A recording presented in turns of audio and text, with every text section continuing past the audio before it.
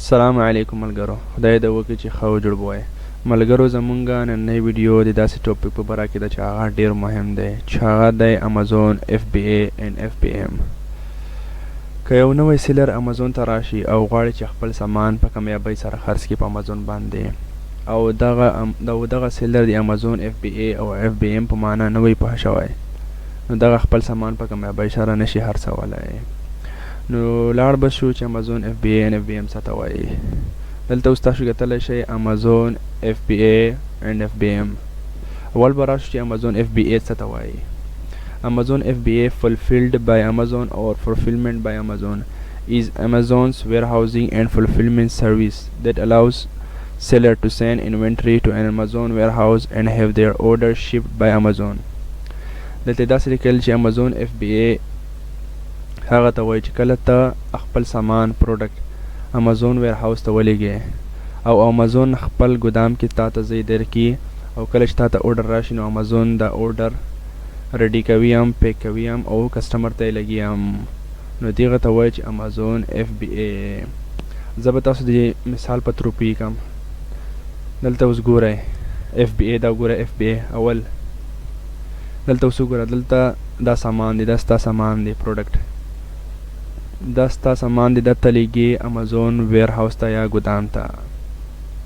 کله چې ګدام ته خپل سامان ولیږلو نو کله چې تا ته order راشي نو امازون به ستا order ریډي کوي هم، ستا order به پیک کوي هم، لیبل یې به هم په لګوي او کسټمر ته به هم لګي. او کله چې ریټرن وي کسټمر شاید خوښ نه شو نو امازون بیا واپسوي کې دغه ستا پروډکټ واپسوي کې خپل امازون ګدام ته بیا لیږي. نو دغې ته وایي چې امازون FBA.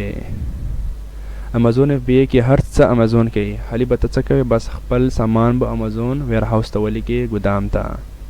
نو نوره هر څه امازون کوي FBA کې.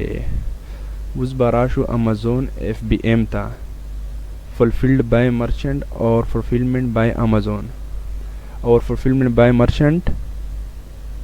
دلته اوس وګوره، FBM is a fulfillment method in which the seller takes full responsibility for storing inventory and shipping orders. دلته اوس FBM کې وګوره، FBM کې داسې وایي چې سامان به ستا سره په کور کې یا ستا سره په خپل ګدام کې ایښی وي، او کله چې تا ته order راشي نو هر څه به ته کوې، مکمله ذمهداري به ته وخولې د order به ریډي کوي هم، ته خپله به پیک کوې هم، لیبل یې به هم پرې لګوې او خپله به کسټمر ته هم رسوې.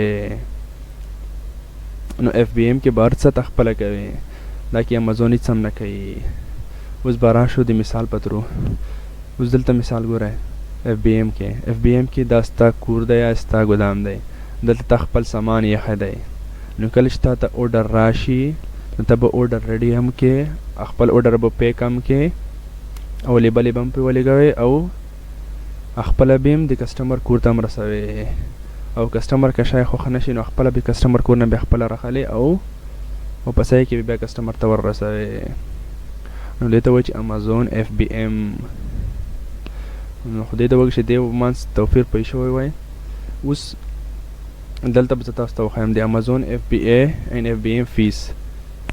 اوس دلته ګورئ، اول به راشو امازون FBA ته، fulfilled by Amazon، چې دا کې څومره فیس اخلي امازون. دلته اوس تاسو کتلی شئ امازون ستاسو نه د فلفلمنټ فی منتلی انوینټري سټوریج فیس اخلي په FBA کې. FBA خبره کوم زه. دلته اوس وګوره، فلفلمنټ فی هغه ته وایي چې ستا نه امازون د پیکینګ پیسې هم اخلي، پیکینګ چې تا ته order ریډي کوي دې پیسې هم اخلي، د شیپینګ پیسې چې کله کسټمر ته د order رسوي دې پیسې هم ستا نه اخلي. نو د بل چې کوم دا منتلی انوینټري سټوریج فیس، دا کې د امازون ستا نه د خپل ګدام د ویرهاوس فیس اخلي، چې ستا سامان په خپل ویرهاوس کې ایښی ده، نو دا ستا نه خپل ګدام فیس هم اخلي. نو موږ ویلی شو چې امازون FBA کې فیس ډېر زیات دی، امازون فیس.